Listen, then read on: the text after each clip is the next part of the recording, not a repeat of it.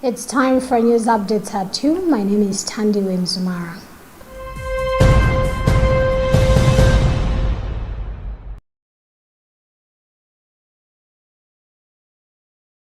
Pope Leo XIV has expressed his prayers for victims of devastating floods in Mozambique, reassuring his closeness to loved ones, the displaced, and rescue workers.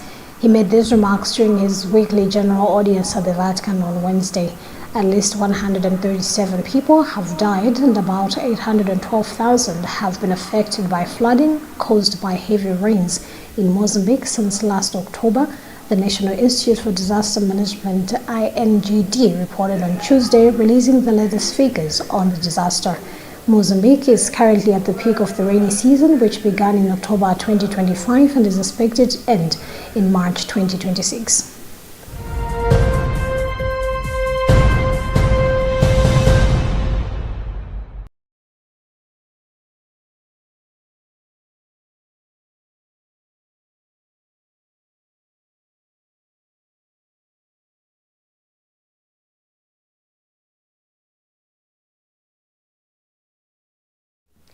The African Development Bank (AFDB) has provided $1 million equivalent to approximately 1.73 billion Malawi kwacha to support the procurement of food supplies as part of Malawi's humanitarian emergency response to the 2025-2026 lean season. Speaking during the signing ceremony in Lilongwe earlier today, AFDB country manager Macmillan Anyao said the bank is aware of the current climate-related shocks that have hit Malawi and the support is aimed at mitigating their effects. Anyao has since pledged the bank's continued support to the country. Meanwhile, Minister of Finance Joseph Mwanaveka has commended the bank for the timely assistance, noting that it will significantly contribute to ensuring food availability for affected communities. He has also assured the bank that the government of Malawi will ensure that the funds are utilized for the intended purpose.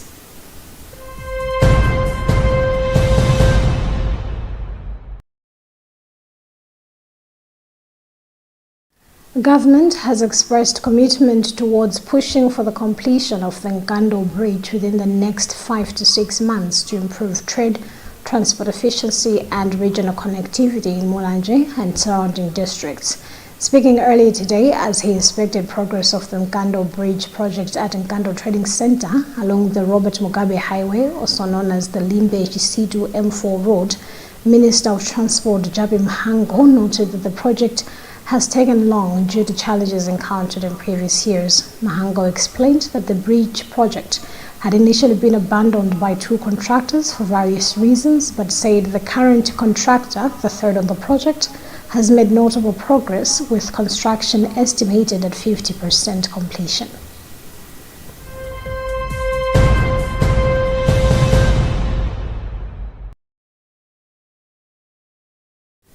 Center for Democracy and Economic Development Initiative stated has asked the Minister of Homeland Security Peter Mokito to publicly disclose details of the controversial madrasa passport printing contract, citing transparency and accountability concerns.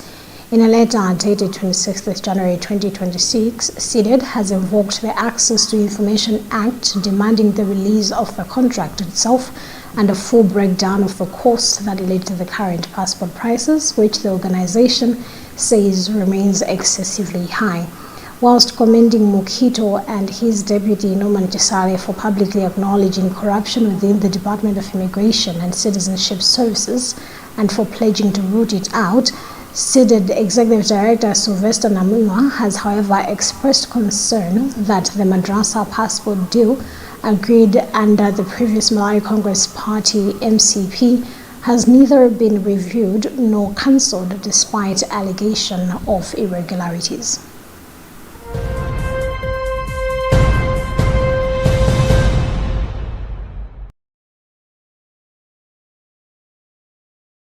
And in other news, the Executive Board of the International Monetary Fund (IMF) on Tuesday approved the 6th and final review of Zambia's extended credit facility, it said in a statement, paving the way for a disbursement of $190 million. The Southern African nation reached a $1.3 billion financing agreement with the IMF in 2022 to support the economy as it navigated its way out of a debt default before it was later expanded to $1.7 billion. The government in Lusaka initially wanted to secure a one-year extension to the deal before it changed its mind and opted to let the program expire without an extension request. Zambia, which had hoped to secure about $145 million in additional funding through the extension, will hold an election in August with President Hakainde Hichilema up for re-election.